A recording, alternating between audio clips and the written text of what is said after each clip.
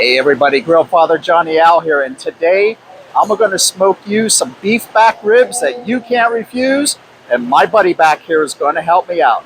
Stay tuned, I'll see you back at Texas North. We are live from my backyard where I am smoking these meat like a brisket. I'm making meat now. Someone asked me, do I smoke meat? That's gonna be delicious. Yeah, I smoke meat, that's what I'm talking about. Yeah.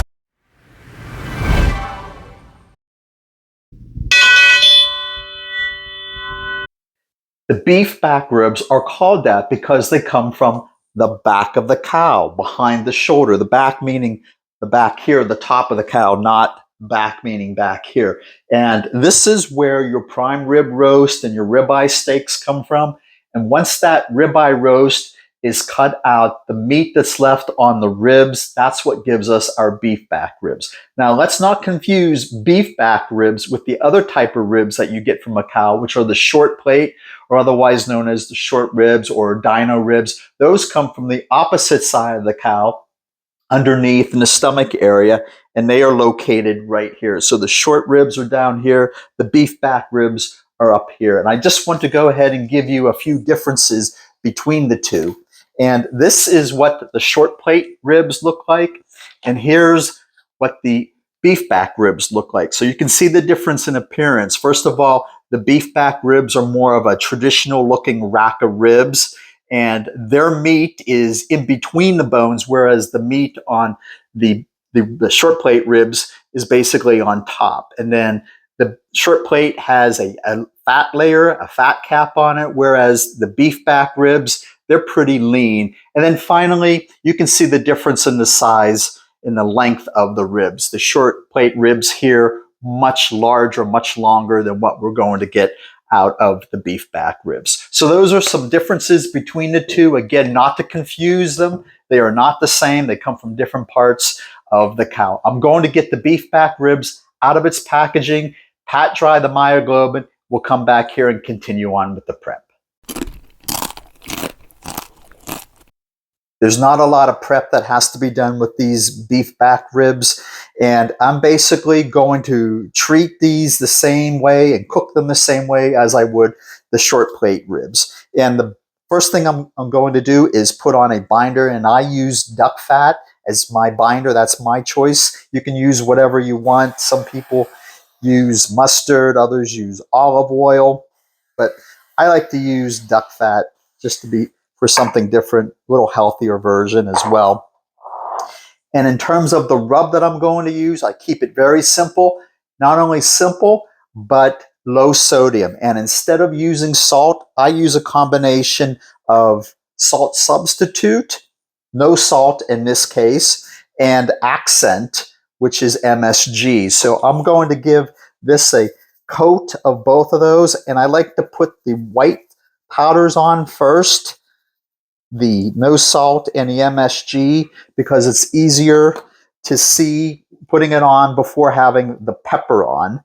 So, and I'll just give a light coating of the MSG, the accent. We'll do both sides. I'll do the other side here in a moment, and I'll go ahead and put our 16 mesh coarse ground black pepper that I get from Lane's Barbecue down in Georgia. I'll have a link in the description. So we'll give a nice generous coating of the 16 mesh coarse ground black pepper. They're going to pat that in. We'll flip it over.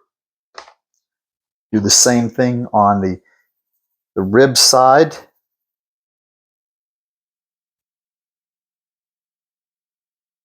With the no salt substitute, little dash of the accent,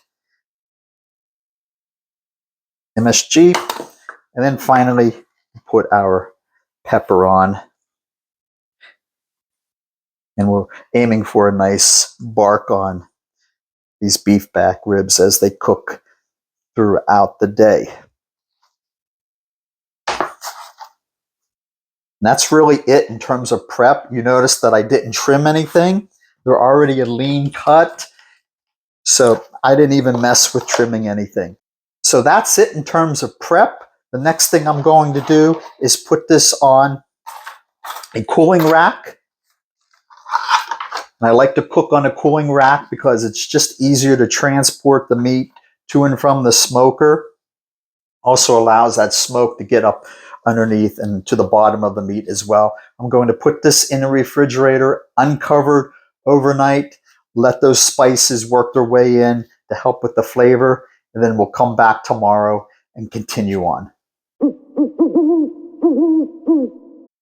I just took the ribs out from an overnight rest from the refrigerator. Before we go out and put them on the smoker, I wanted to cover a couple of things. And the first is what I call the 4 T's for successful barbecuing. And they are taste, tenderness, texture, and the most important T of all, technique. I say that's the most important because if you don't do things correctly or have the technique done correctly, then the taste, the tenderness, and the texture, one or maybe all 3 of those, is going to be impacted because we didn't get the technique done correctly. Now, you may ask about the T of temperature. And yes, temperature is important. The temperature at what we cook the meat and smoke the meat is important.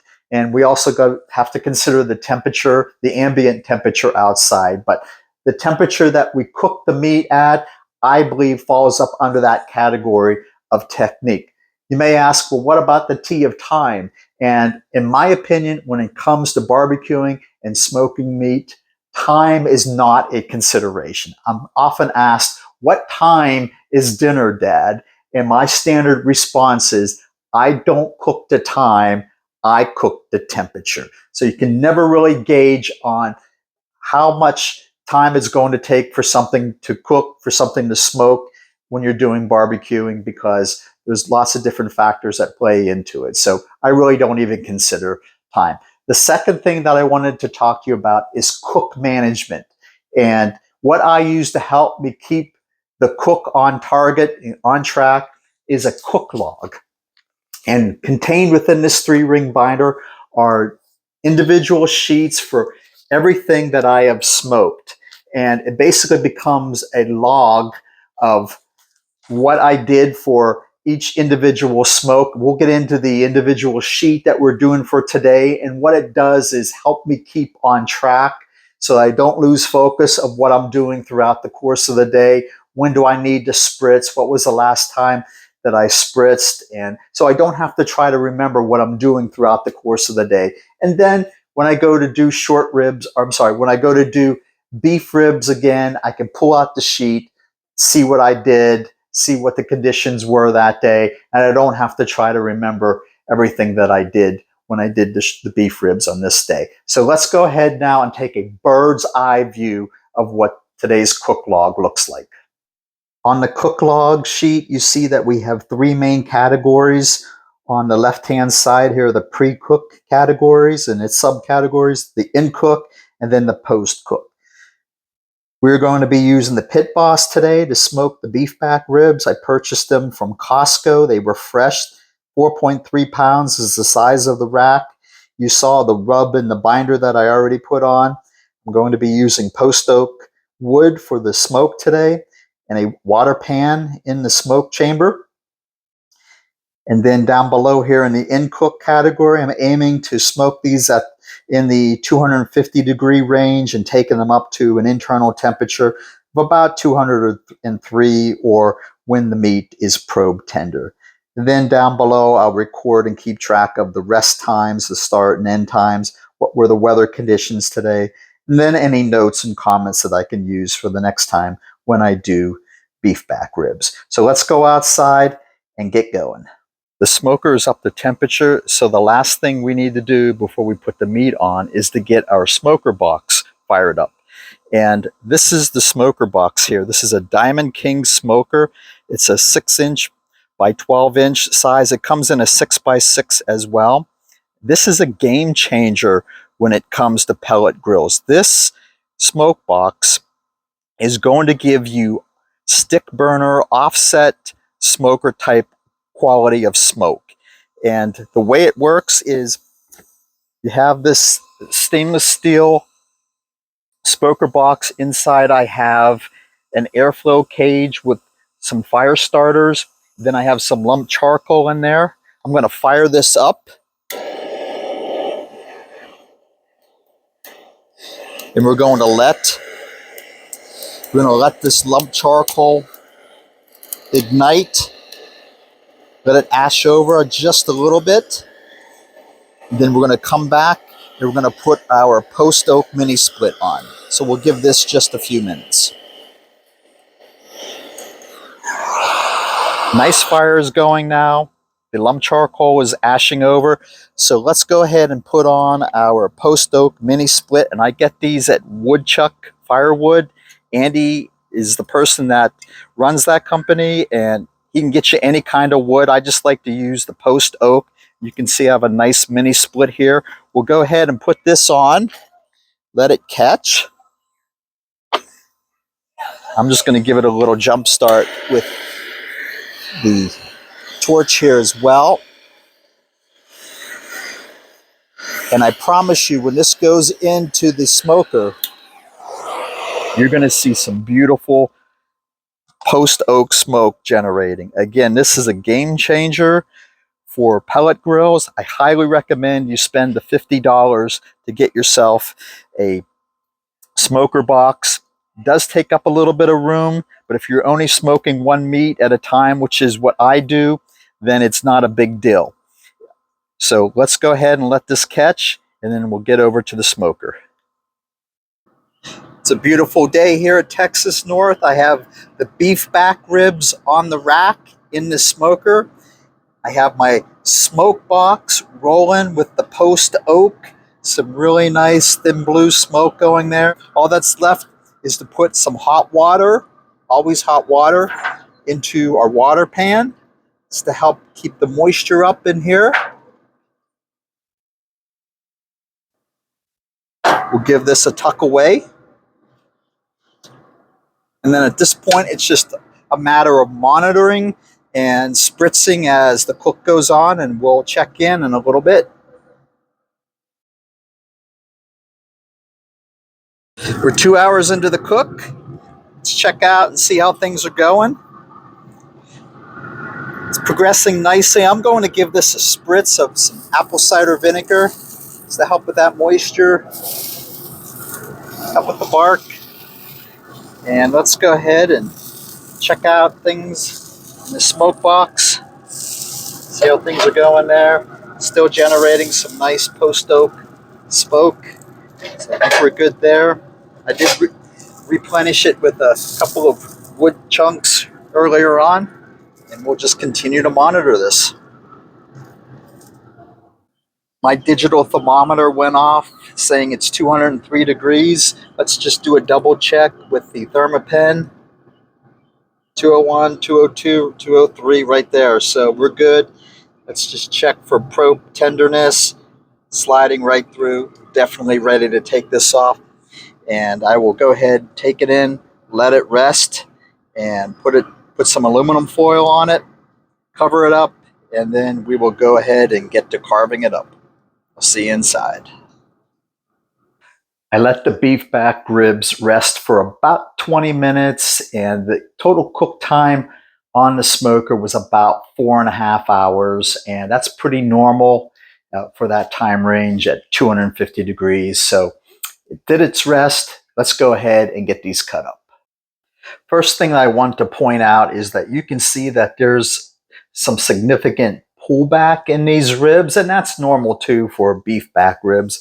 And I like the bark on this. It turned out good. So let's go ahead and flip this over, and we will be able to follow in between the bones here to cut this up. And I kept the membrane on the back, and I didn't mention that early on, but I kept that on to help keep the rack intact so that it wouldn't fall apart when I was moving it around in and out, or from the smoker and into the house. So we'll go ahead and we'll just go ahead and get to cutting here. Actually, I'm going to start down here.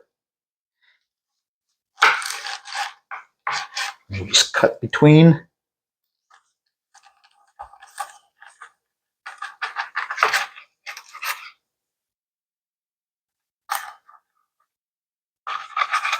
Sometimes you get a knuckle in there.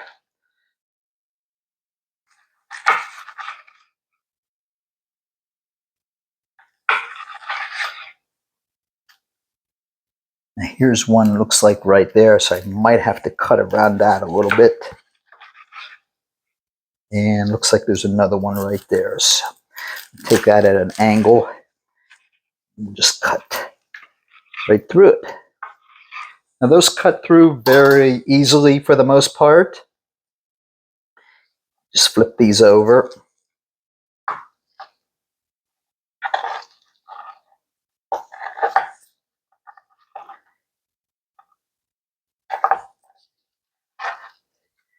You can see that they turned out pretty moist.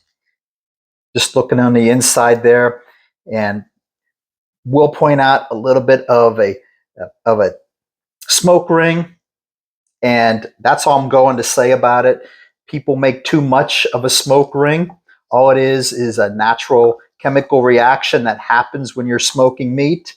It's not a big deal, and it has zero impact on the taste and the tenderness and texture. I'm going to go ahead and ring the dinner bell and let folks know that it's time to eat.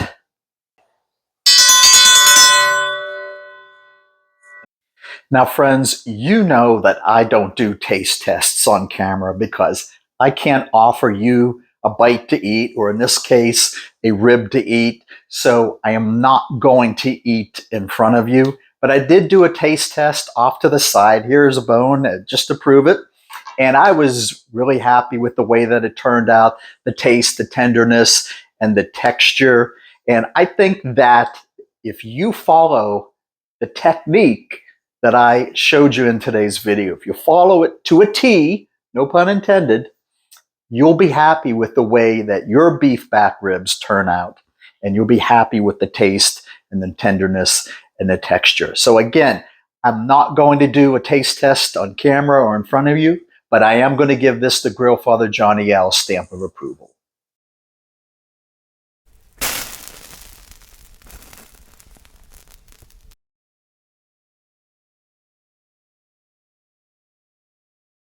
Hey everyone, thanks for watching today. I really appreciate it. Hope you found today's episode useful and helpful. Would you do me a favor of hitting the like and subscribe buttons? Don't forget to hit the notification bell also, so that you get notified when new videos of mine come out. And also, don't forget to share this video with a family member or a friend. Until next time, this is Grill Father Johnny L signing out. Take care, God bless, and smoke on.